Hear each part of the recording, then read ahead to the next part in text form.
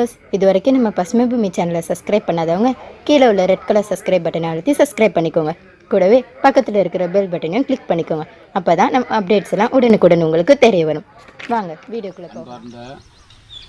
பசுமை பூமி வாடிக்கையாளர்களுக்கு வணக்கத்தை தெரிவித்துக் கொண்டு வியூவர்ஸ், இன்னைக்கு நம்ம பசுமை பூமி தென்னங்கன்று உற்பத்தி பராமரிப்பு இதில் மிகப்பெரிய புரட்சி ஏற்படுத்தி கொண்டு இப்போ நம்ம மரப்பயிர்கள்லேயும் நிறைய கான்சன்ட்ரேட் பண்ணிக்கிட்டு இருக்கோம். ஏன்னா இன்றைக்கி மரத்தை அரசாங்கம் அழிச்சிக்கிட்டு இருக்கு. மரத்தினுடைய உற்பத்தி குறைஞ்சிக்கிட்டு இருந்தால் நம்ம சுத்தமான காற்றை உற்பத்தி செய்ய முடியாது. காற்றை விலை கொடுத்து வாங்க வேண்டிய சூழ்நிலை வரும்.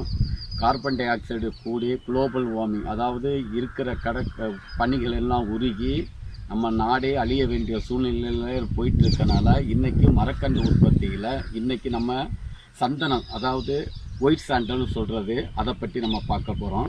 இந்த சந்தனக்கன்று நம்ம பசுமை பூமியில் தஞ்சாவூர் மாவட்டம் பேராவூரணி மையமாக வைத்துக்கொண்டு ஏறக்குறைய இங்கே பாருங்கள் நம்மக்கிட்ட அதில் நாங்கள் என்ன செய்கிறோன்னு சொன்னால் கன்றுகளை தரம் பிரித்து பாக்கெட்டு மாற்றி சின்ன பாக்கெட்டுன்னு சொன்னால் அதாவது 7க்கு 8, 9க்கு 11, 12க்கு 12, 13க்கு 16, 20க்கு 20ன்னு சொல்லிட்டு கன்றுகளை மிகப்பெரிய கன்றுகளை. ஏன்னா அந்த சந்தன கன்றுல ஒரு பிரச்சனை என்னன்னு சொன்னால் இது ஒரு ஒட்டும் தாவரம், பேரசிட்டாய்ட்ஸ் வகையை சார்ந்தது. சின்ன கன்றுகளை வளர்த்து நீங்கள் பராமரிக்கிறதுல நிறைய மோர்டாலிட்டி வரும். நிறைய வீரியத்தன்மையான கன்றுகளை செலெக்ஷன் பண்ணுறதுக்காக தான் நாங்கள் சின்ன கன்றுகளை கொடுத்துக்கிட்டு இருக்கோம். அதாவது ஏறக்குறைய 10 ரூபாயிலிருந்து 300 ரூபா வரைக்கும் நம்ம சந்தன கன்றுகளை உற்பத்தி செய்து கொடுத்துக்கிட்டு இருக்கோம். இதில் நம்ம சந்தனம் வீரியமான கன்று, மைசூர் சந்தனம்னு சொல்கிறது வீரியமான ஒரு ஒட்டு ரகத்தை சார்ந்தது. இது ஒட்டு ரகம் மீன்ஸ் செலெக்ஷன் மெத்தடில் ஒட்டு ரகத்தை சார்ந்தது. இதை இப்போ ஃபார் எக்ஸாம்பிள் இங்கே பாருங்கள், இது நம்ம இப்போ நிற்கிறது பார்த்தீங்கன்னா இங்கே பாருங்கள், இது ஒரு 13க்கு 13 சைஸு சந்தனக்கன்று. இதை நீங்கள் பராமரிக்கிறவங்க தயவு செய்து சந்தனக்கன்றுகளுக்கு வடிகால் வசதி ரொம்ப ரொம்ப முக்கியம். வெயில் படணும், அதிக தண்ணி ஆகாது, அதிக வறட்சியும் ஆகாது. இதை வெட்டுறதுக்கு 25 வருஷம் நிச்சயமாக. ஒரு மரம் ஒரு 25 வருஷத்தில் கண்டிப்பாக, ஏன்னா 1 லட்சம் ஒரு கிலோ சந்தன ஆயில் 25 லட்சம் ரூபா போயிட்டுருக்கு. அப்போ நம்ம நிச்சயமாக ஒரு 20-25 வருஷத்துக்கு பிறகு ஒரு மரம் கண்டிப்பாக நமக்கு ஒரு 200 to 300 கிலோ கண்டிப்பாக கிடைக்கும். அதாவது முத்தின அந்த சந்தனம் அந்த இது, அதாவது அந்த என்ன பண்ணுறோன்னா அந்த நம்ம சந்தன ஆயில் எடுக்கிற பகுதி. அப்போ கண்டிப்பாக ஒரு மரம் ஒரு 3 to 10 லட்சம் ரூபா வருமானம் குறையாமல் நமக்கு கிடைக்கும். இப்போ நம்ம பசுமை பூமி இதே மாதிரிப்பட்ட கன்றுகளை 13 பையில் போட்டு வளர்த்து அதனுடைய கீரைகள் நீங்கள் ஒரு வருஷம் ஒரு 2 வருஷம் வரைக்கும் கீரைகளோ துவரையோ இல்லாட்டி இந்த பொன்னாங்கண்ணி கீரோ இதை மாதிரி நீங்கள் போட்டு வளர்க்கலாம். இதை மாதிரி வளர்த்தின்னு சொன்னால் ஒரு 25 வருஷத்துக்கு கண்டிப்பாக நம்ம இதை ஒரு 20 to 25 வருஷத்துக்கு வெட்டலாம். நீங்கள் நடவு செய்கிறவங்க 6 அடிக்கு ஒன்று போடுங்க. வடிகால் வசதி ரொம்ப ரொம்ப முக்கியம். செம்மண், வண்டன் மண், கரிசல் மண் இதை மாதிரிப்பட்ட பகுதிகளில் வடிகால் தண்ணி தேங்கக்கூடாது. இதை மாதிரி பகுதிகளில் நீங்கள் இந்த சந்தனத்தை நடவு செய்தீங்கன்னு சொன்னால் இந்த நம்ம கொடுக்குற பசுமை பூமியினுடைய சந்தனக்கண்ணுக்கும் மற்ற சந்தனக்கண்ணுக்கும் இது மைசூர் சந்தன வகையை சார்ந்தது. சீக்கிரமாக வளரும், சீக்கிரம் அந்த ஆயில் கண்டென்ட், அதாவது அந்த நம்ம எடுக்கிற பகுதி மெச்சூரிட்டி சீக்கிரம் ஆகும். ஆகையால் நம்ம இதில் வீரியமான கண்டுகளை கொடுக்கறனால உங்களுக்கு பழுது வராது, வளர்ச்சி ஈவனாக வரும். ஆகையால் ஒவ்வொரு பேரும் நம்ம இனி இருக்கிற இடங்களை தரிசு இடங்களாக போடாமல் மரம் வளர்க்குறதுல நம்ம இன்றைக்கி இந்த சந்தனக்கன்று முறையை பற்றி நம்ம இதை பார்க்குறோம். சந்தன முறையை வளர்த்து நம்ம கடன் இல்லாமல் நம்ம நிம்மதியாக சந்தோஷமாக உங்கள் வீட்டு ஓரங்கள், வீட்டு பகுதிகள், சின்ன சின்ன இடங்கள் 1 சென்ட் 2 சென்ட் இதை மாதிரிப்பட்ட இடங்கள், தரிசாக இருக்கிற இடங்களெல்லாம் நீங்கள் சந்தனத்தை வளர்த்துருங்க. இதுக்கு தண்ணி ரொம்ப தேவைப்படாது, தண்ணி கம்மியாக இருந்தால் போதும். பட்டு வடிகால் வசதி ரொம்ப ரொம்ப முக்கியம். ஆகையால் இதை நடவு முறைன்னா பெரிய விஷயம் கிடையாது. நீங்கள் நடுவுறவங்க ஒரு 2 அடி நீளம் ஆள் அகலம் எடுத்து குழி எடுத்து மேல் மண்ணை அடிமண்ணை மேலே போட்டு மேல் மண்ணை போட்டு அதில் காஞ்ச குப்பைகள் உரங்கள் இருந்து அதையும் போட்டுட்டு இந்த பாக்கெட்டை அப்படியே எடுத்து நீங்கள் மண்ணை போட்டு வளர்த்தீங்கன்னா வேகமாக வளருவாங்க. ஏன்னா நீங்கள் சின்ன கண்டுகளை போட்டு நீங்கள் நடவு செய்கிறதுல நிறைய பிரச்சனைகள் இருக்குது. ஆகையால் இதை மாதிரிப்பட்ட கண்டுகளை நம்மகிட்ட ஏறக்குறைய 1 லட்சம் சந்தன கண்டுகள் நம்மகிட்ட இருக்குது. ஆகையால் நீங்கள் பசுமை பூமியை நாடி சந்தன கண்டை வாங்கி நடவு செய்து சந்தன மரத்தையும் வளர்த்து நம்ம கோடீஸ்வரர்கள் ஆகலாம் என்று கூறி, அது மட்டும் இல்லாமல் நம்ம இந்த சமுதாயத்தையும் பாதுகாக்கிறோம், சுத்தமான காற்றையும் உற்பத்தி செய்து எதிர்காலத்திற்கு காட்டையும் நம்ம விலை கொடுத்து வாங்காத சூழ்நிலையே நம்ம வளர வேண்டும் என்பதுதான் நம்ம பசுமை பூமியுடைய கோட்பாடு. ஆகையால் நம்ம மரக்கன்று வளர்ப்பில் இன்னைக்கு வியூவர்ஸ் இதுவரைக்கும் சந்தனக்கன்று, அதனுடைய பயன், அது எத்தனை வருஷத்தில் நம்ம அறுவடை செய்யலாம், எப்படி பராமரிக்கணும், எப்படி நடவுமுறை, இடைவெளி, இந்த தொழில்நுட்பங்களை நம்ம இந்த சந்தனக்கன்று வந்து இப்போ லோடிங் ஏற்றிக்கிட்டு இருக்காங்க. இப்போ நம்ம இது வந்து தஞ்சாவூர்லேருந்து வந்து இப்போ நம்ம இதுக்கு நாகர்கோவில், கன்னியாகுமரி டிஸ்ட்ரிக்ட் நாகர்கோவிலுக்கு போயிட்டுருக்கு. இப்போ இதில் வந்து நம்ம எல்லா கன்றுகளையும் நம்ம வந்து விவசாயிகளுக்கு கொடுக்கறதில்ல. இதில் இங்கே பாருங்கள், டீக்ரேடிங் பண்ணுறாங்க, கிரேடிங் பண்ணுறாங்க. அதாவது கழிவுகளை கழித்து, ஏன்னா நீங்கள் சந்தன கன்றுகள் வாங்கும்போது எல்லா கன்றுகளையும் தயவு செய்து நடக்கூடாது.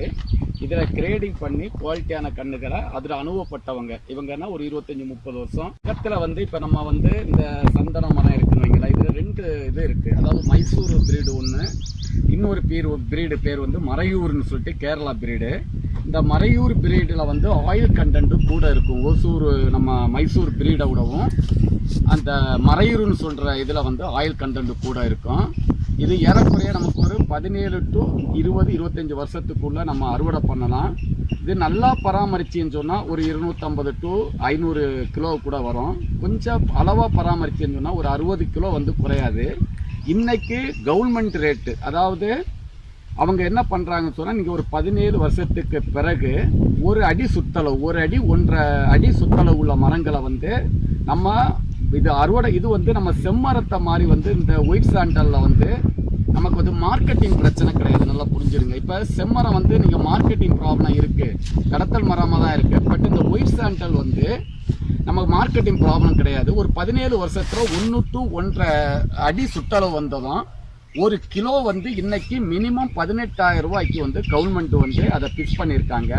நீங்கள் அறுவடை பண்ணி விற்கும் போது இதில் 20% கவர்மெண்ட்டுக்கு வரி கட்டி, இப்போ ஃபார் எக்ஸாம்பிள் வந்து 18,000 கிலோ, 18,000 ரூபா 1 கிலோ, நமக்கு 60 கிலோன்னு சொன்னால் நீங்கள் கணக்கு பண்ணுங்கள், ஏறக்குறைய எத்தனை லட்சம் ரூபா ஒரு மரத்திலிருந்து கிடைக்கிது. அதே இது ஒரு மரம் வந்து 250 ரூபாயிலிருந்து 500 கிலோ வரை வந்துச்சுன்னா அதனுடைய ரேட் என்னென்னு முடிவு பண்ணு. ஏன்னா 1 லிட்டர் சந்தன ஆயிலுடைய மார்க்கெட் ரேட் இன்னைக்கு 10 லட்சம் ரூபாய்க்கு இன்ட்டு 25 லட்சம் ரூபா வரைக்கும் போகுது 1 கிலோ சந்தன ஆயிலுடைய ரேட்டு. அப்போ இது வாசனை திரவியாகவும் இது வந்து இருக்கிறதுனால மார்க்கெட்டிங் பிரச்சனை கிடையாது. இப்போ நீங்கள் செம்மரம் வேற மரங்களை போட்டீங்கன்னா மார்க்கெட்டிங் பிரச்சனைய மகத்துவம் என்னன்னு சொன்னால், நான் பல வருடங்களாக ஆராய்ச்சி செய்து விவசாயிகளுக்காக என்ன பண்ணுறேன்னு சொன்னால், தயவு செய்து நீங்கள் செம்மரம் போடுறது நல்லது. இன் ஃபியூச்சர் கவர்மெண்ட்டு மார்க்கெட் பண்ணி ஓப்பன் மார்க்கெட்டான வந்துருப்பட்டு இன்னைக்கு கடத்தல் மரமாக தான் இருக்குது. பட் இந்த ஒயிட் சாண்டலை பொறுத்தளவு கவர்மெண்ட் ரேட்டு எப்போது நீங்கள் விற்கலாம். ஏன்னா இன்னும் கவர்மெண்ட் வந்து பற்றாக்குறையில் தான் இருக்காங்க. 60,000 டன் இதனுடைய, நான் வந்து இதை வந்து நம்மளுடைய ஃபாரஸ்ட் டிபார்ட்மெண்ட் தெரிஞ்ச அளவுக்கு 60,000 டன் வந்து நமக்கு இன்னும் ரிக்வயர்மெண்ட்ஸ் இருக்குது. ஆகையால் தயவு செய்து நீங்கள் விவசாய பெருமக்கள் வந்து அந்த சந்தன கன்றுகளை வாங்கும்போது எல்லா கன்றுகளையும் வாங்காதுங்க, தகுதியான நிறுவனத்திலிருந்து வாங்குங்க, அதை கிரேடு பண்ணி வாங்குங்க. வீரியமான கன்றுகள் அதை பிரித்து, அதனால தான் நாங்கள் இதை பெரிய பையில் போட்டு வளர்க்கணும். பாருங்க பெரிய பை, சின்ன பையில் வந்து அந்த வீரியத்தன்மை தெரியாது. அதுக்காக தான் இந்த பெரிய பையில் போட்டு இந்த வீரியத்தன்மை இது பண்ணி அதில் அங்கே பாருங்கள் கிரேடிங் பண்ணி நம்ம கொடுத்துக்கிட்டு இருக்கோம். இதில் மைசூர் பிரீடுன்னு சொல்லிட்டு ஒரு பிரீடு நல்லா இருக்குது. அதுக்கு பிறகு வந்து நான் முதலே சொன்ன மாதிரி வந்து மறையூர்னு சொல்லிட்டு ஒரு பிரீடுக்கு வந்து நல்லா மார்க்கெட்டு வசதி இருக்குது, ஆயில் கண்டென்ட்டும் கூட இருக்கும். ஆகையால் இதில் வந்து மார்க்கெட்டிங் ப்ராப்ளம் கிடையாது, எந்த ப்ராப்ளம் கிடையாத காரணத்தினால விவசாய பெருமக்கள் வந்து தயவு செய்து சந்தன மரங்களை, இதுக்கு வடிகால் முதலே சொன்ன மாதிரி வடிகால் வசதி ரொம்ப ரொம்ப முக்கியம். 6 to 10 அடிக்கு ஒன்று நீங்கள் சாகுபடி செய்யலாம். இதுக்கு துணை தாவரம் கண்டிப்பாக வேணும். துணை தாவரம் பார்த்தேன்னு சொன்னால், ஏன்னா இது வந்து ஒரு சாரம் பேரசிட்டாய்ஸ்ன்னு சொல்கிறது, இதுக்கு கடைசி வரைக்கும் துணை தாவரம் வேணும். ஆரம்பத்தில் பொன்னாங்கண்ணி கீரை, கருவேப்பிலை, அகத்திக்கீரை, இல்லாட்டு வந்து கொடுக்காப்புளி செடி, இல்லாட்டு அவரை, துவரை, இதை மாதிரி ஒரு செடிகளை போடுங்க. ஆனால் என்னுடைய ஆராய்ச்சியில் ஒரு முக்கியமான விஷயத்த சொல்ல விரும்புகிறேன். இந்த கொடுக்கா புளி நீங்கள் ஊடு பயிராக சாகுபடி செய்கிற விவசாயிகிட்ட அதனுடைய அந்த சந்தன மரத்தினுடைய பருமன் வந்து அதிகமாக வருது. இது ரொம்ப புரிஞ்சிருங்க. அதாவது சந்தன மரத்துக்குள்ள நீங்கள் கொடுக்கா புளியை இடையில, இப்போ ஒரு 10 சந்தன மரம் இருக்குன்னு வைங்களேன், அது இடையில ஒரு கொடுக்காப்புளி. அந்த கொடுக்காப்புளி வந்து நிழல் வந்து சந்தன மரத்துக்கு மேலே வரக்கூடாது. ஏன்னா சந்தன மரத்துக்கு அதிக வெயில் வேணும்.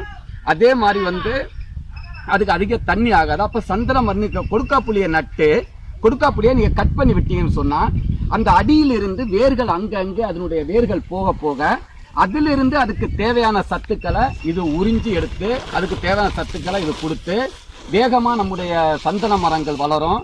அப்போ நிச்சயமாக ஒரு 250 கிலோவுக்கு குறையாமல் நம்முடைய அந்த சந்தன மரத்தினுடைய வெயிட் நமக்கு கிடைக்கும்.